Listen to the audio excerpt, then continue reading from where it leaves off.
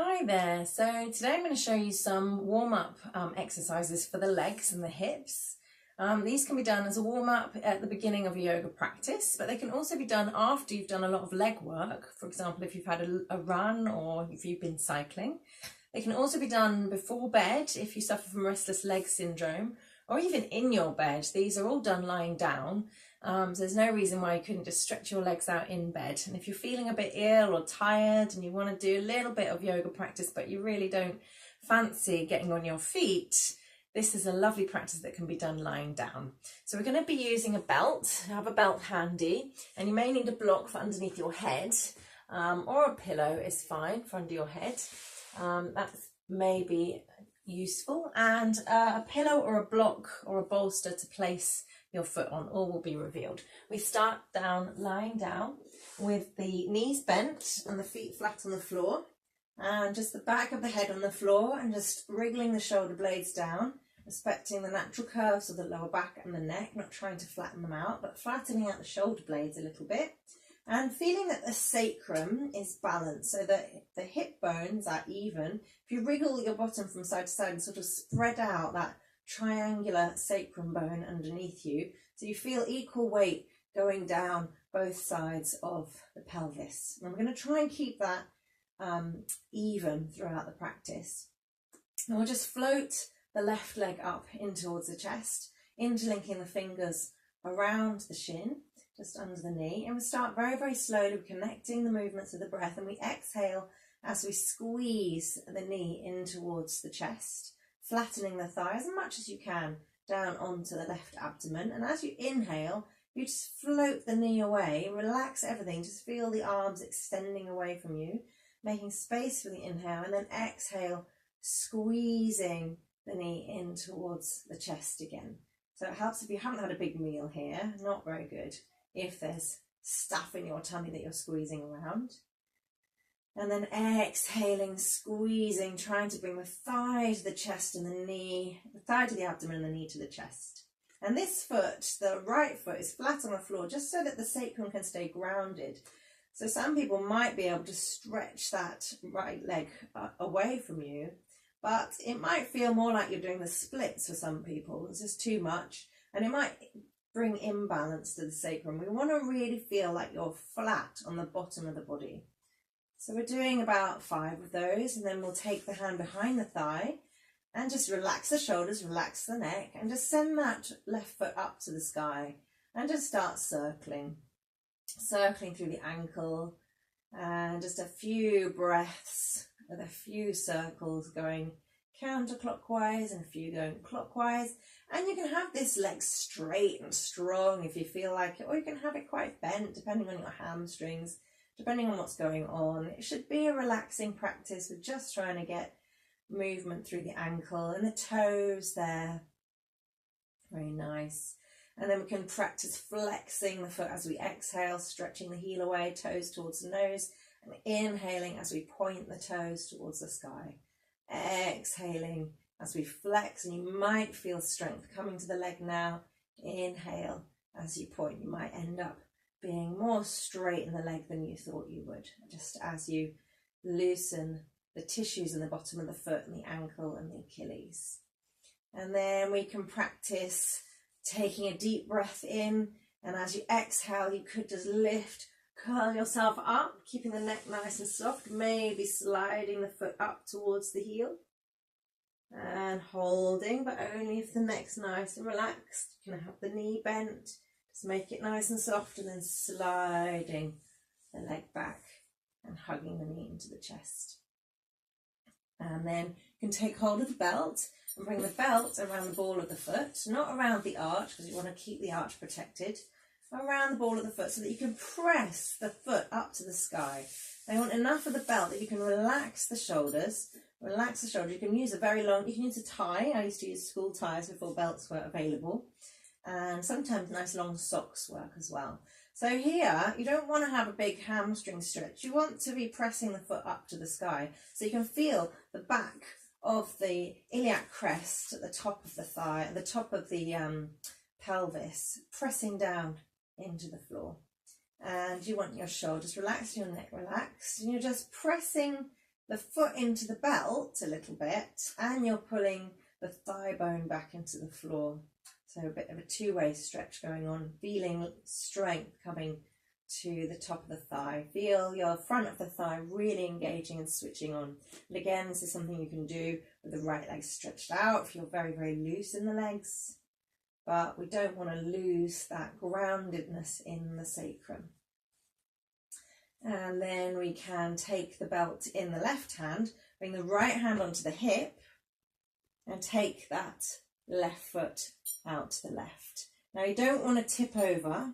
You want to make sure that this right hand is pressing that hip back and the right knee is up to the sky. You can even take the right knee over to the right, so you're coming onto the little toe side edge of the right foot, so that you can really feel the sacrum flattening down onto the floor. And you can relax your elbows, relax your shoulders, so you can have enough slack in the belt that you don't have to force or strain. Taking a few breaths here, breathing is always the key. Trying to lengthen the exhalation as you feel the stretch. And then very carefully bringing the foot up to the sky and the knee up to the sky, so flattening the sacrum into the floor again. And then you're going to take the belt into the right hand, stretch the right leg out. Now you might want to start with the leg a bit bent. You're going to tip the left hip all the way over, and you can look where you're going. You can lift your shoulder up and see where you're going. Now I'm going to land my foot on a little cushion there, and then I'm going to shift my bottom hip back to the left so that my hips are stacked one on top of the other. And from there I'm going to see if I can just settle my left shoulder blade back to the floor. Keep my hand on my lower ribs to begin with. I might bend my bottom leg so that I get more stability.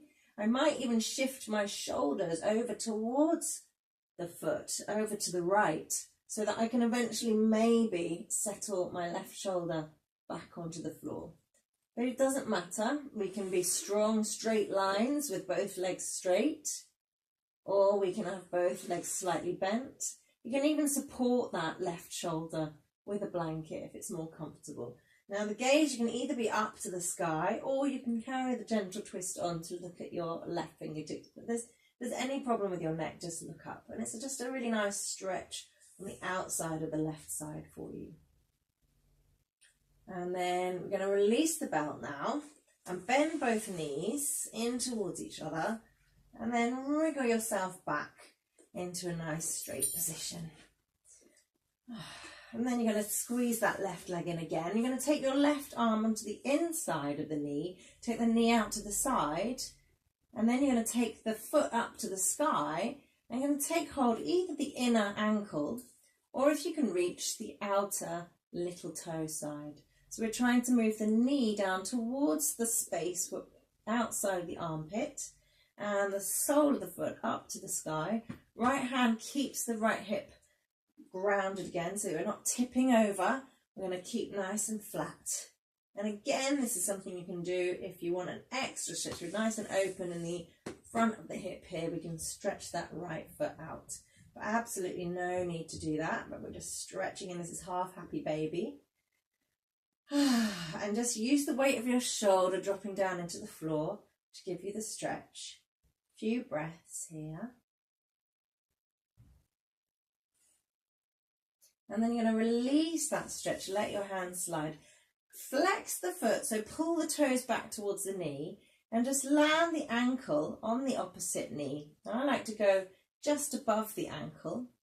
And then we're just going to move that right foot so that it's in line with the right hip. Make sure the sacrum's flat, and still pulling the left toes to the left knee, just let the left knee drop. It's a figure 4 stretch, and this might be enough for some people. And if not, you can float the right knee up and towards you and take hold of the back of the thigh. All the time though, the left toes are flexing towards the left knee. And if that is nice and easy, you can take hold of the shin. Now the thing here is to keep the chin tucked into the chest. So sometimes we need a block under the head so that we can just relax the shoulders a bit more. And sometimes we want to lift the leg up, but it doesn't feel like it wants to come, and we just use a little belt there.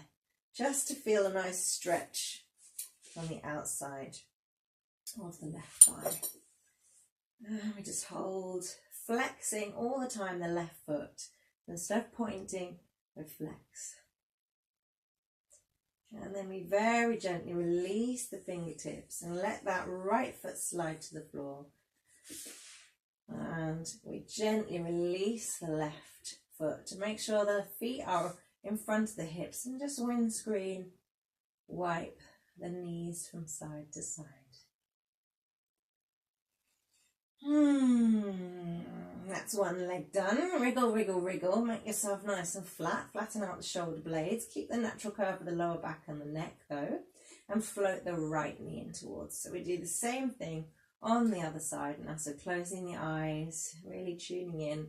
We're going to exhale as we squeeze the right knee in towards the chest. Thigh flattening on the abdomen. We inhale as we float the knee away. The arms start to lengthen. And then we exhale and we squeeze. And we do this. We'll do it another 3 times. And again, feel welcome to do it with the left leg stretched out. If it's not too much in the front of the left hip flexor, you might just feel more stable if you keep the left foot flat on the floor. Just follow the breath. Last one now.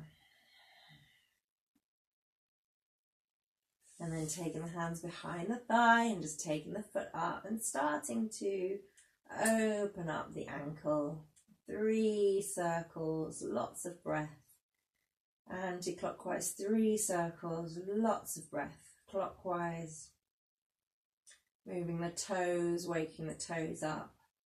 And then flexing as you exhale. Inhale, pointing again. If you want to do straight lines with the legs, if that's something that's available to you, you can. Inhale, pointing, or you can be nice and bent. Just really loosening up the tissues in the back of the calf and the bottom of the foot. And you'll find by then, maybe, you'll be in a position where you can take the leg up straighter and stronger. And then you can take a deep breath in. And as you exhale, you can slide your hand up your calf as you lift your body up. Keep the neck nice and relaxed. You can take the elbows out to the sides to encourage the chest to move forward and the shoulders to wriggle back and down. You don't have to hold this for very long.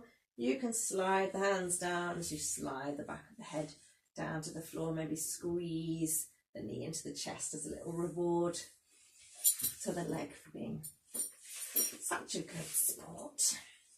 And then placing the belt over the ball of the foot.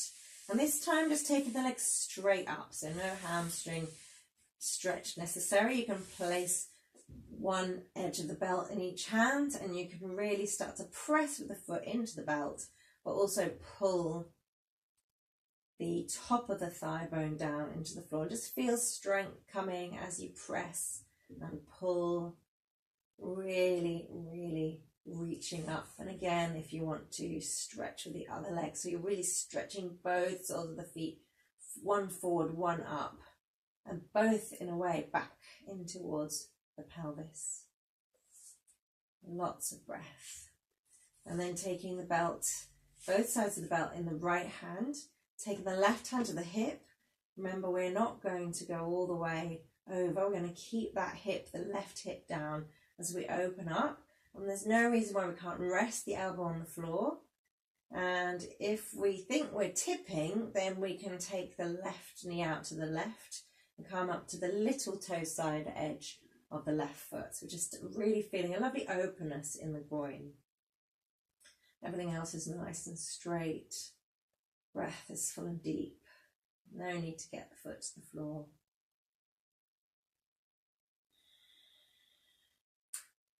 And then with awareness on both inner thighs, we inhale and we bring the knee up and the foot up.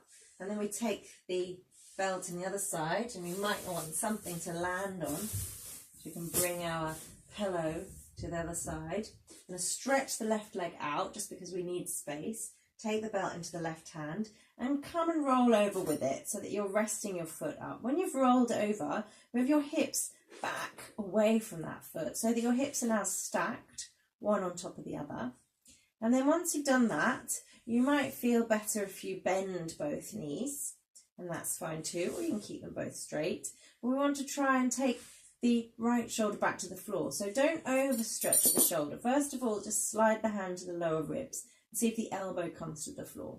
And then what you might be able to do is just wriggle your ribs over so that you can, bit by bit, get the shoulder to the floor. And if it comes to the floor, great. If it doesn't, that's also fine. It can stay up. You can even support it on something, but don't force it to the floor.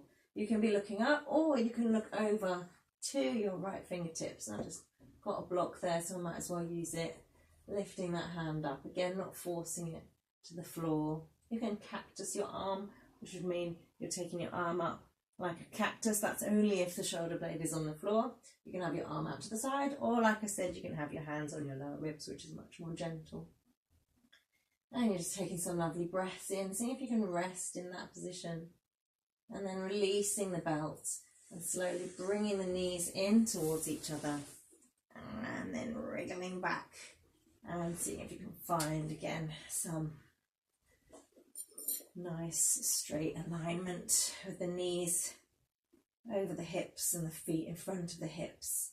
And then we'll just squeeze that right knee into the chest again. Take the knee out to the side, slide the arm up onto the inner knee, and then either taking the inner ankle and just pressing the knee to the floor, or if you can reach, taking the hand to the little toe side edge of the foot, and try and keep the shin perpendicular to the floor, drawing the knee down towards the floor and the sole of the foot up towards the sky, and keeping shoulders relaxed, the chin nice and level, keeping the pelvis even, so not tipping, not dry, desperate to get your knee on the floor so you get more yoga points. There are no yoga points, sadly. None of us get any. And this is just half happy baby. And then gently sliding back to the floor. And then we bring the outer edge of the ankle over the knee, flexing the foot towards the knee, and making sure that the sacrum is flat. And you can have your hands on your hips just to check there. And this might be enough, flexing the right foot, drawing the right knee away from you. Or you might want to pick up that left knee and take your hands either side or the back of the left thigh. Or if you want some more, taking the shin. If that means that your shoulders come up and your chin juts up, then bring something under your head. We have our pillow here so that we can really rest the shoulders. And you might want a belt behind your thigh. You might just want to stay here, and that might be enough. And then very gently releasing, flattening the sacrum out one more time, just windscreen wiping both knees from side to side. And then if you want to, you can slide both hands to the inner ankles and take full happy baby, or you can take the outer side of the feet.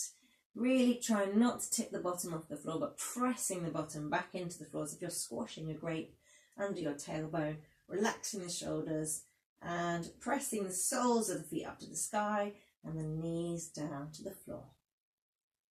And if that's very nice, you can bring the soles of the feet together and bring the heels into the pubic bone and push the knees away. Again, this can all be done taking hold of the inner ankles.